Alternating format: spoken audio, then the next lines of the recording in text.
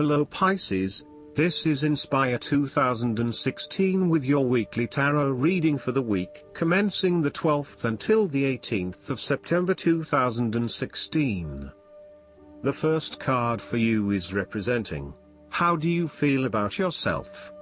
Your card is the Three of Pentacles. The message of the Three of Pentacles is one of encouragement.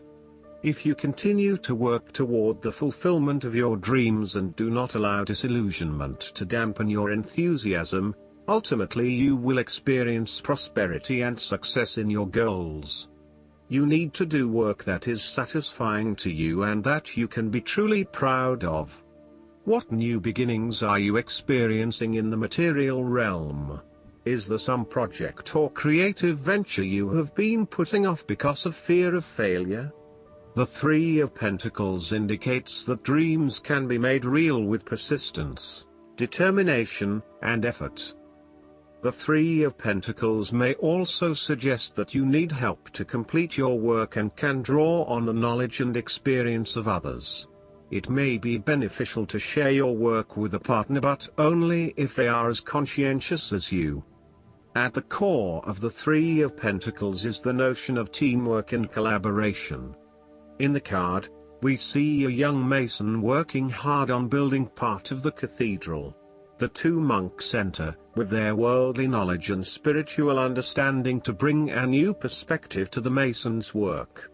Even though their backgrounds, experience levels and knowledge is very different, they are able to come together to share their expertise in a way that creates synergy and improved results. There is no us and them or any sense of superiority. Rather, each person has something unique to offer and is willing to learn from others involved in the project. Everyone is getting the job done together and is contributing to the group through effective listening and sharing. This is a positive card to see when teamwork, collaboration and cooperation are required between parties with different levels of experience. The Three of Pentacles also points to the importance of feedback. The mason is open to listening to the monks and taking on their feedback on his progress so far. His primary goal is to do a great job, and he knows that the monks will be able to help him get there. He does not take it personally but uses their feedback and input to continually improve in his work. Effective planning, management and organization are also key components of the Three of Pentacles. In order to accomplish significant goals, such as building a monumental cathedral, it is imperative that detailed planning occurs to ensure that all the components are progressing well. This card therefore reflects a time when it is essential to create a detailed plan and to follow a schedule. This is when good project management will pay off. The second card for you is representing, what do you want most right now? Your card is the Six of Pentacles. This is a card representing being in harmony with your money. The amount that comes in and the amount that flows out are in balance, and you are thankful for what you have without being grasping of it, and happy to share with others in need. This card is also about charity. You may either be the wealthy man in this card, giving away his wealth, or the beggars, gratefully receiving what the man has to offer. If you are the wealthy man, then you have accumulated great wealth and are now in a position where you can offer financial assistance to those in need. Now that you have lived through the darkness long enough to see the inner light, it is time to help others who are not so fortunate. Consider giving to charity or reaching out a helping hand to someone who needs your support. The generosity of the six does not limit itself to money and material things. Giving of your time or your wisdom is often just as spiritually fulfilling as giving away money or gifts, and the intangible gift of your presence is received just as well, if not better.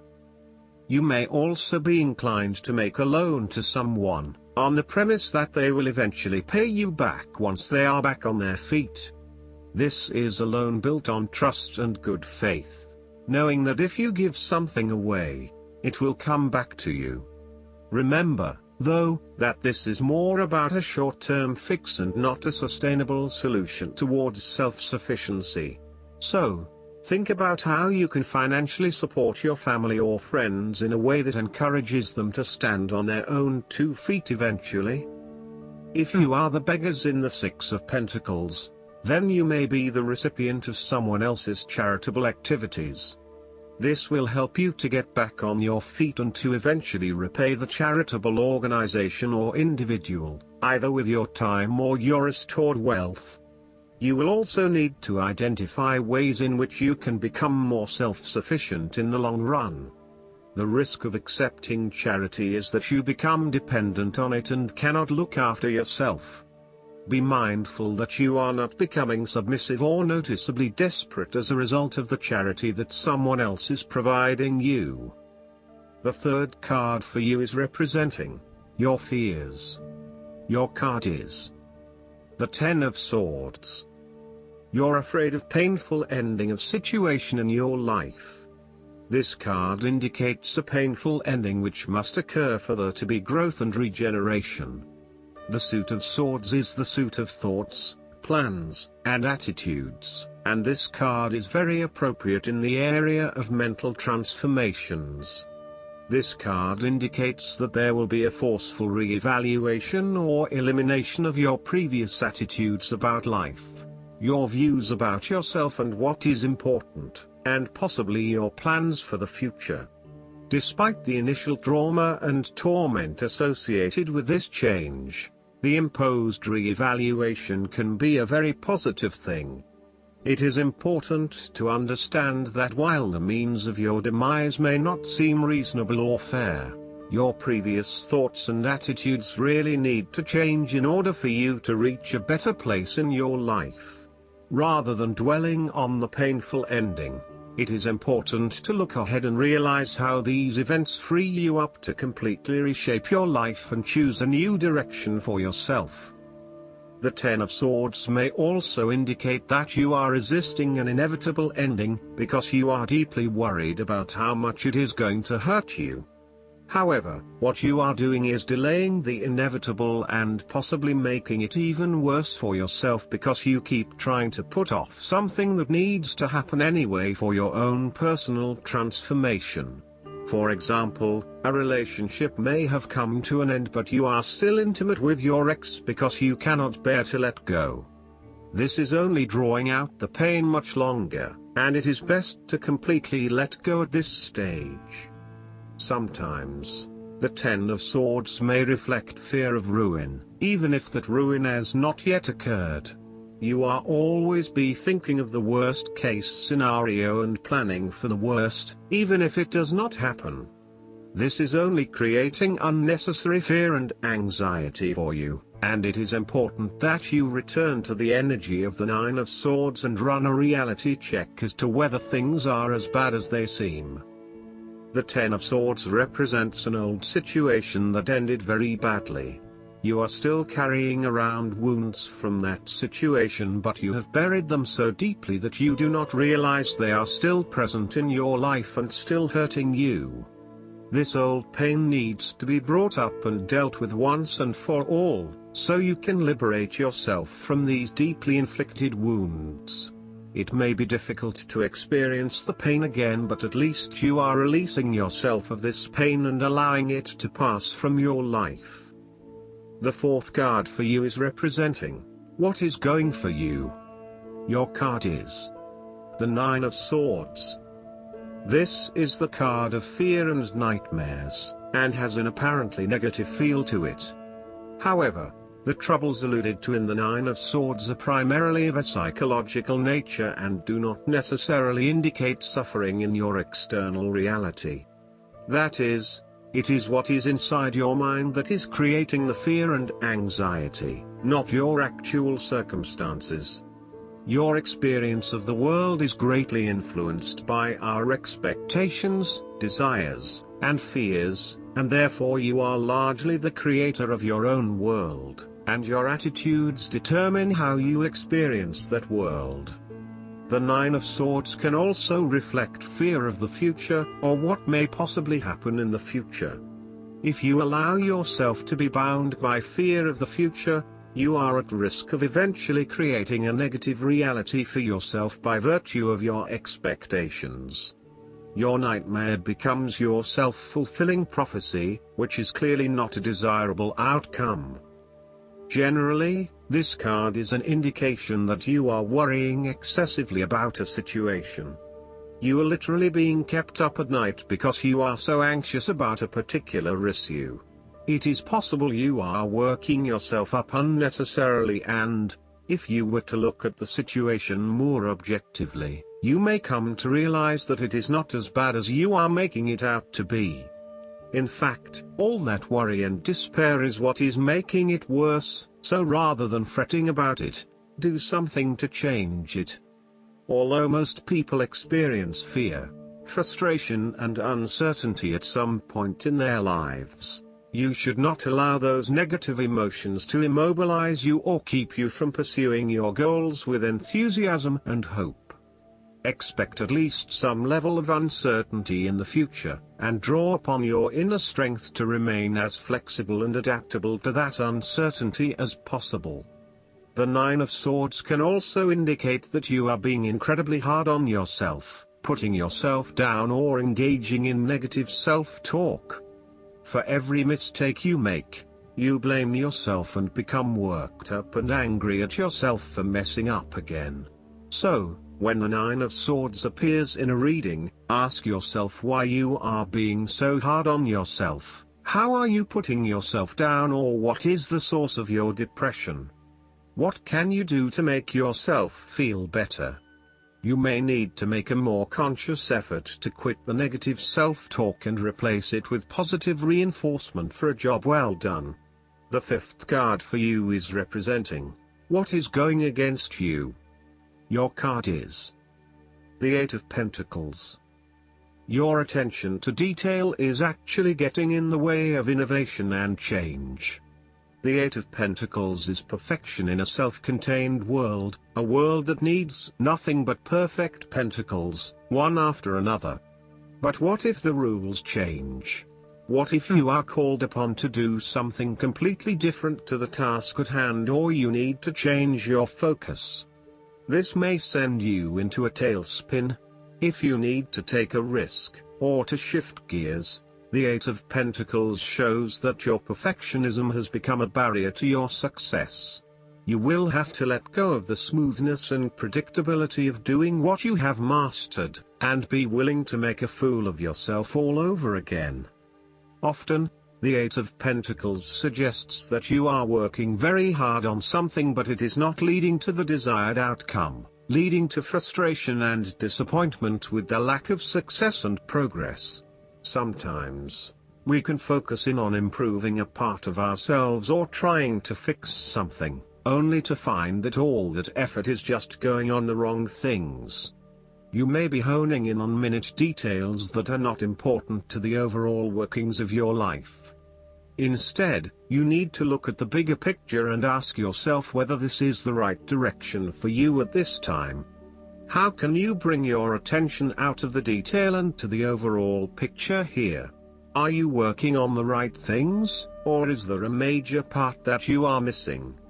Return to the energy of the Seven of Pentacles and reprioritize and invest in those activities that will lead to the greatest return. In a work-related reading, the Eight of Pentacles can indicate a time when you are lacking the ambition, engagement or dedication to see your work through. You are too wrapped up in everyday concerns and worries to take the time out to gain more long-term security. Instead, most of your energies are wasted pursuing short-term gains and rewards. Continuing to toil at the same work is not going to get you where you want to be. This might be fine for some people, but for you to get anywhere in your current profession, you might actually have to go back and get some additional skills and possibly even take a pay cut while doing so. Rather than trying to look for minor improvements in what you are already doing, this card suggests completely thinking out of the box. Look for something unrelated to what you have been doing, for example, starting your own business or entering an entirely new field of work. Look for something new. The time is right for you to change directions. The last card for you is representing the likely outcome that you may have. Your card is the Two of Swords. This is a card of choice and of the difficulty of making a decision. The woman in this card is blindfolded, and this may be intentionally so, indicating that she is avoiding making a very difficult decision. Her state of calm and relaxation may be indicative that she is trying to avoid this important decision in order to bring about peace of mind. However, the decision must still be made. Therefore, the appearance of the Two of Swords indicates that you are currently being faced with a difficult decision, but you are attempting to hide from it and pretending to yourself and others that if you ignore the decision long enough, it will go away of its own accord. However, the decision will not go away simply by your willing it to depart. Your conscience will eventually force you into facing your refusal to deal directly with the situation. The Two of Swords therefore serves as a reminder that life's decisions are frequently quite difficult and raise the possibility of painful consequences. However, you must take the bull by the horns and make your decisions with your best intentions, fully aware of the possible consequences. Avoidance will ultimately lead to a greater conflict. The blindfolded woman in this card is also an indication that you lack the information you need to make the right decisions at this time. You may be missing something, such as threats or potential risks, alternative solutions, or key pieces of information. Once you are able to remove your blindfold and see the situation for what it really is, you will be in a much better position to determine your path forward. Research your options more widely, seek outside opinions and feedback, and ask yourself what you are missing here. Why is this decision so challenging to make? What extra information do you need? Given the two swords in this card are in perfect balance as they cross the front of the woman, this card reflects the need for greater balance in your intellectual life. You need to take a break from your usual way of thinking, so that you can begin to consider alternative ideas and viewpoints. You also need to be very diplomatic and weigh up the pros and cons of both options that are available to you, and to consider that there may indeed be another way around the problem. You need to compromise or let things stand as they are. The Two of Swords often represents a stalemate where there is no winner or loser. You may be at loggerheads with another person and failing to see each other's points of view. What is needed is a truce, where you either agree to disagree or you seek to understand each other's points of view before coming to a final solution.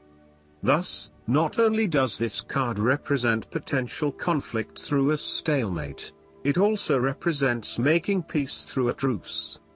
Similarly, the Two of Swords can reflect indecision and being at an impasse with regards to an important matter. Again, there is only so much that you can try to put off. At some point or another, you are going to have to make a decision or have a point of view in order to get things moving again. Last but not least, the guidance card for you is the Four of Winter. There's great power in quieting your mind through meditation or taking a break. Solutions that previously eluded you because you overtaught them can suddenly become crystal clear.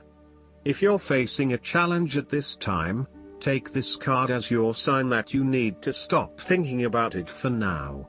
Focus upon something else, or take steps to diffuse a troubling situation or clear pent-up emotions. Healthy sleep is critical for a happy life. It allows the mind to rest and rejuvenate so that your waking hours are more productive and filled with optimism.